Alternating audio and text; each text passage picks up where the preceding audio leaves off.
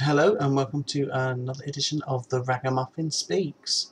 It's been a bit of a thing on my blog of me holding up comics with my face and then reviewing them, but I've got a bit behind, and rather than posting lots of pictures of my face on my blog, because that would be weird of me to do, I never do that. Instead, I thought I'd do it here and on the video thing. Ooh, video thing, video thing. I don't know. So yes, let us crack on with X-Men issue 20 by Victor Gischler, written by Victor Gischler with art by Will Conrad. Now, the new adjectiveless X-Men series has been generally the theme's been that it's the X-Men with other people from the Marvel Universe outside of the X titles.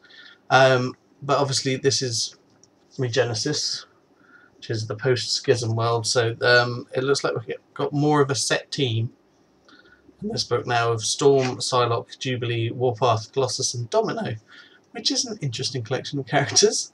Generally it's quite cool.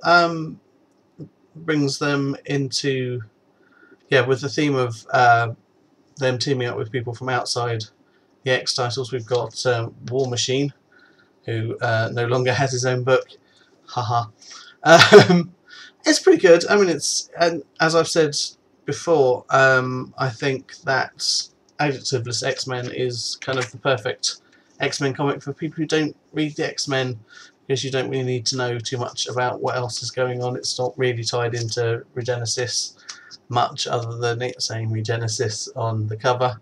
And you don't need to know what happened in Schism or any of that, really. So just good stuff, good solid comic fun with stuff happening and that, and it's quite good. I like Domino, and she's in it. I like Jubilee, she's in it. I don't like Colossus, and he's in it. But hey, there you go. What else have we got? Fear Itself, 7.1, Captain America. Now, I wasn't going to be getting the 0.1, 7.1, 7.1, 7.2 and 7.3. I wasn't going to get them. So I got Fear Itself, and then these were listed all in the same month, and I just thought, that's a bit much. I don't really want to keep getting all the extra little tie-ins and Fear Itself rumbling on. And then I saw that the Iron Man one, which is 7.3, is Matt Fraction and Salvador Larroca. So effectively, it's another issue of Invincible Iron Man, which I've been getting. So I thought, well, I might as well get that. And if I'm getting that, then I might as well get the other two as well. Blah, blah, blah, blah. So I got this, and I'm glad I did, because it's excellent. I won't give away what it's about, because if you haven't read it, because there's a big twist and stuff, and not only is there the major big thing, but there's, I think, in here possibly a spoiler for Children's Crusade in here as well, which is interesting, but definitely worth a read. The art's fantastic and really harks back to kind of that early Marvel 60s art, and it's good stuff, and I really enjoyed this. And I've never really been a particular Captain America fan, but it makes me want to read more. I won't know because I can't buy all the comics ever, but yes, definitely if you've read Fear Itself, pick up this. It's good, and there's quite an important revelation in it, which no spoilers, but good comic.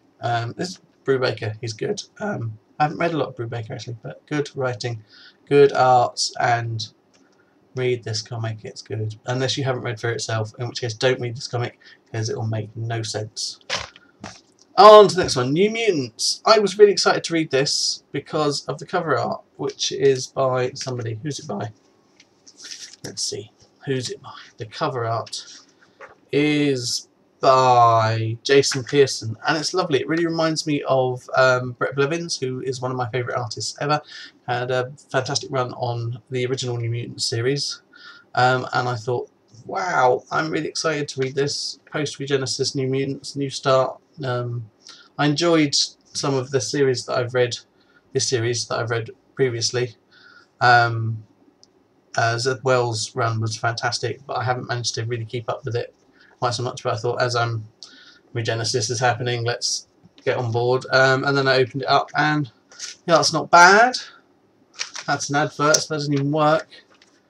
The art's not bad, but it doesn't deliver on the promise of the cover, which happens a lot in comics. I mean, that one, the art inside is not by Eddie Granoff, obviously. Fantastic cover. The art inside is great, but you know, still a good comic. Obviously, New Mutants, I like. I'm invested in the characters a lot. Have been a big fan for many years. It's good. I'll keep reading it. I'm interested to see where it's going. Not a lot happens other than they leave Utopia and move into their own place in San Francisco. So that's it, really. Would love to have seen it all drawn like this. That would have been fantastic. And I think New Mutants, given its history of artists, people like Bill Sienkiewicz and Brett Blevins, and let's not mention Rob Liefeld, it would have been nice to see some more daring and more out there choice of artists on a book like this. That's New Mutants. Departing from the Marvel Universe for a second, we have Batgirl issue 3. I've said it before, I'm a huge fan of the Stephanie Brown Batgirl run. Brian Q. Miller, fantastic job on that. I was really not sure about this book because it's Babs and it's the New 52, and it would seem that Steph was probably never Batgirl now, and but it's great. It's good. It's good. It's Gail Simone writing it, and it's fantastic. This issue sees her run into Nightwing, and we establish that they obviously had a thing at some point, and she still has a big crush on him, and you know, that's ticks the boxes for me. You know, I like the kind of, I know that certain other people who are fans of the Bat books don't like the soap opera element, but I like the soap opera element, and that's why Batgirl is the Bat book for me. The art's great, good solid art, and it's exciting and dynamic, and yeah, I would thoroughly recommend this series. Thoroughly recommend. It's the only New 52 book I'm actually reading. It's not the best one. There are others that I have checked out by nefarious means, and I will probably pick them up in trade at some point. But it's the one that I want to keep buying and spending my hard-earned cash on every month. So there we go, that's Batgirl issue 3. Back to the Sphere itself, which continues to rumble on, and 7.2 Thor issue. Read this on the train, was it yesterday morning? And had to, you know, tell myself not to cry because I was on a train, and it was Matt Fraction, lovely Cuba art, it's great, but Loki, oh, poor Loki. And if you've been reading Journey into Mystery, as I have, then yeah, seeing Loki be sad is sad. Sad Loki is sad. I don't want to give away too much, but yeah, this establishes the kind of new Thor kind of thing. It's interesting. But yeah, if you're reading Journey into Mystery and you read Fear itself, definitely worth the read. I mean, it's fantastic. It's really good. A really nice twist on what's going on, and a new kind of status quo for the Asgardian part of the Marvel Universe. And this, talking of Journey into Mystery, we have Journey into Mystery. I've made no secret of the fact that I absolutely love Journey into Mystery. It's wonderful. Little Loki, fantastic character.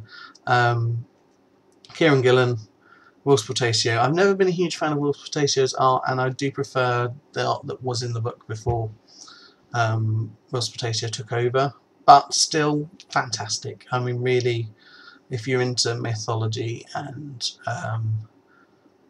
the very interesting character that is Little Loki, I would wholeheartedly recommend not just reading this, but going back and picking up the whole series since Kieran started writing, and since it was, because it was Thor, and now it's Journey into Mystery. Well, it was Journey into Mystery, and it was Thor, and it's Journey into Mystery. But yeah, the whole Journey into Mystery run. Do read, because it is good comics. And then, X-Men Legacy. Written by Mike Carey, with art by somebody, with art by Steve Kurth. This brings the whole kind of X-Men in space bit to an end, and obviously after this we're going into the post-Schism X-Men Regenesis X-Men Legacy team, and just kind of ties up loose ends and brings them back. And it's a great ending. It's, you know, if you like X-Men in space stories, and I like X-Men in space stories, then this has been a good run, with some characters that I like lots, like Magneto and Rachel Summers, or Rachel Grey, or whatever you want to call her, and Rogue and Gambit, and it's good stuff. So do read. I'm not a huge fan of the art on this run. I would like to have seen it drawn by somebody else, but you can't have everything. But great writing, because it's Mike, and Mike's awesome. And speaking of Mike Carey, I did go for a drink with Mike the other day. Excuse me as I drop some names. And he happened to mention a book that he wrote a few years back called My Faith in Frankie. And we had a big chat about that, and I thought it sounded really interesting. And then I walked into Orbital yesterday, and sitting on the shelf was this, which is a 100-page collection of the 4-issue run of My Faith in Frankie, put out as a softcover perfect bound edition for $7.99, so it's like a £5.50 here. And if you see this in your local comic shop, pick it up, because this is amazing. It's about a girl called Frankie who has her own personal god, and he basically arranges it so she lives a charmed life, where nothing goes wrong and everything goes right until she starts to date, and unfortunately her god is a jealous god, and hilarity ensues involving a lot of bunny rabbits. I don't want to give too much away, but do check it out. My Faith in Frankie, it is awesome. Awesome Mike Carey comics. My Faith in Frankie.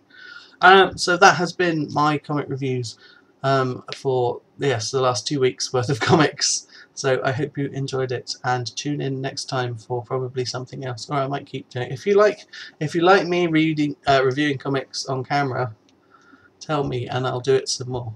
But if not, if you prefer just the static pictures of my face and the comic, then I'll keep doing it that way. But yes, anyway, bye.